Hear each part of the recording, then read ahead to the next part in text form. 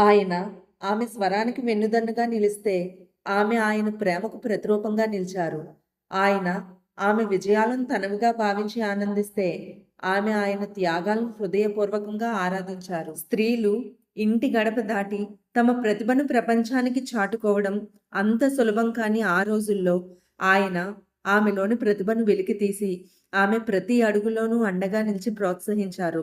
ప్రపంచం ఆమెను, ఆమె అమృత స్వరాన్ని ఆరాధిస్తుంటే, ఆ కీర్తిలో తన ఆనందాన్ని వెతుక్కొని మురిసిపోయారు.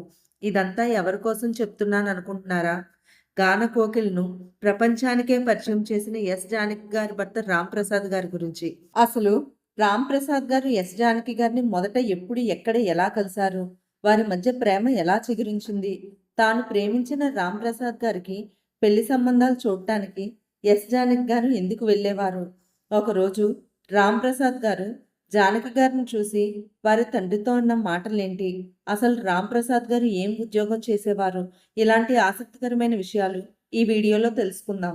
జానకమ్మ గారు ఆమెకు వరుసకు మామయ్య అయిన చంద్రశేఖరం గారు నిర్వహించే స్థానిక నాటక ప్రదర్శనల సమయంలో, నాటకం మధ్యలో వచ్చే విరామ సమయాల్లో జానకి గారి చేత చంద్రశేఖరం గారు పాటలు పాడించేవారు. అటువంటి ఒక ప్రదర్శనలోనే అదృష్టం ఆమె జీవితంలోకి ప్రవేశించింది. ఆ రోజు చంద్రశేఖరం గారి కుమారుడు రాంప్రసాద్ గారు వారి నాన్నగారి నాటకం చూడటానికి వచ్చారు.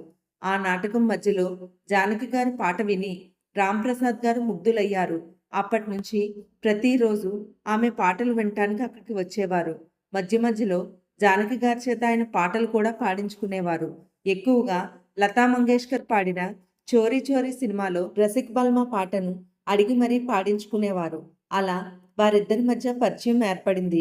జానకమ్మ గారి మామయ్య గారు రాంప్రసాద్ గారి పెళ్లి చూపులకి పెళ్లి కూతురిని సెలెక్ట్ చేయటానికి జానకి గారిని తీసుకెళ్లేవారు.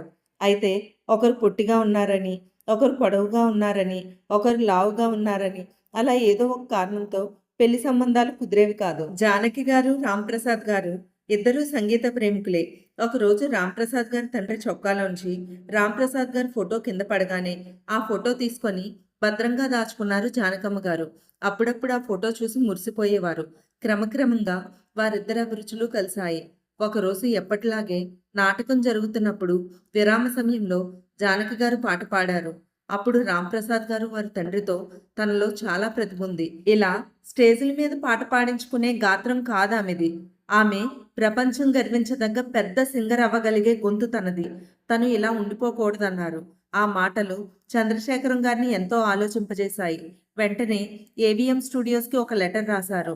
మీ సినిమాల్లో ఒక మంచి ఫిమేల్ సింగర్ కోసం చూస్తున్నట్లయితే మా దగ్గర ఒక అమ్మాయి ఉంది, చాలా అద్భుతంగా పాడుతుంది అని రాశారు. ఆ లెటర్ ఏవిఎం స్టూడియోస్ వారికి చేరటం, వారు ఆమెను తీసుకొని ఆడిషన్స్కి రమ్మంటం జరిగింది.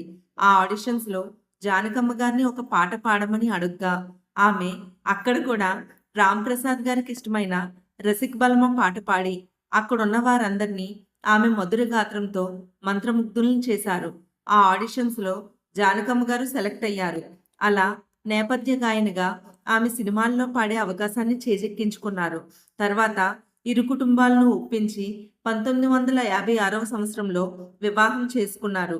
చలనచిత్ర పరిశ్రమలో నేపథ్య గాయనిగా అడుగుపెట్టిన మొదటి సంవత్సరంలోనే దాదాపు 6 భాషల్లో ఎన్నో అత్యద్భుతమైన పాటలు పాడారు. రాంప్రసాద్ గారు జానకమ్మ గారి కోసం తన జీవితాన్నే అంకితం చేశారు. ప్రతిరోజు జానకి గారిని రికార్డింగ్ స్టూడియోలకు తీసుకువెళ్లటం, ఆమె పాటలు పాడటం పూర్తయ్యేంత వరకు అక్కడే ఉండటం, తిరిగి ఇంటికి తీసుకురావటం, ఆమెకు సంబంధించిన వ్యవహారాలన్నింటినీ ఆయనే దగ్గరుండి చూసుకోవటం చేసేవారు. ఆమె పాడిన ప్రతి పాటను ఆయన ఎంతో ఇష్టపడేవారు.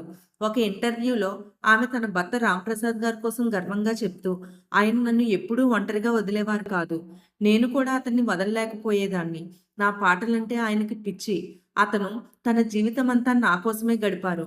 ఆయన మద్దతు లేకుండా నేను ఈరోజు ఈ స్థాయిలో ఉండేదాన్ని కాదని చెప్పారు. వారికి 1961లో మురళీకృష్ణ గారు జన్మించారు.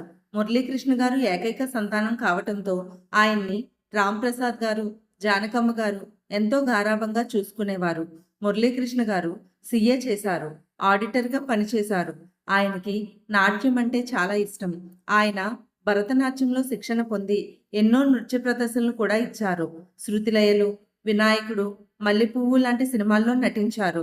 అయితే కష్టసుఖాల్లో ఎన్నడూ తన చేయి వీడని రాంప్రసాద్ గారు 1997వ సంవత్సరంలో అనారోగ్య కారణంగా శాశ్వతంగా తనని వదిలి వెళ్ళిపోవటం జానకమ్మ గారిని మనోవ్యధకి గురిచేసింది. ఆ దుఃఖం నుంచి ఆమె చాన్నాళ్లు బయటపడలేకపోయారు. ఆ రోజుల్లో భర్త చనిపోయిన ఆడవాళ్ళు ఎలాంటి ఆచారం పాటించేవారో జానకమ్మ కూడా అలాగే పాటించారు. బొట్టు గాజులు తీసేశారు. అప్పట్నుంచి కేవలం తెల్ల చీరలు మాత్రమే కట్టుకునేవారు. జరీ, సిల్క్ చీరలు కట్టుకోవడం ఆపేశారు. తన భర్త రాంప్రసాద్ గారి జ్ఞాపకాలతోనే జీవించారు. ఆ తర్వాత రాంప్రసాద్ గారి బాధ్యతను కొడుకు మురళీకృష్ణ తీసుకున్నారు. వారి తండ్రిలాగే జానకమ్మ గారు ఎక్కడికి పాడటానికి వెళ్ళినా మురళీకృష్ణ గారే తీసుకువెళ్ళి అక్కడుండి పాట పూర్తయ్యాక తీసుకొచ్చేవారు. జానకమ్మ గారు పాటలకి రిటైర్మెంట్ ప్రకటించాక ఇద్దరూ బాహ్య ప్రపంచానికి దూరంగా చలనచిత్ర పరిశ్రమకి దూరంగా జీవించారు.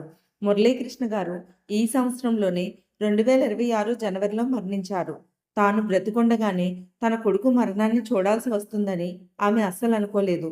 తనని ఎంతో ప్రేమించే కొడుకు దూరం అవ్వటంతో మానసిక క్షోభను అనుభవించారు. కొడుకు చనిపోయిన 6 నెలలకే అంటే 2026 జూలై 11న ఆమె కూడా మరణించారు. ఆమె పవిత్ర ఆత్మకు శాంతి చేకూరాలని మనస్ఫూర్తిగా కోరుకుందాం.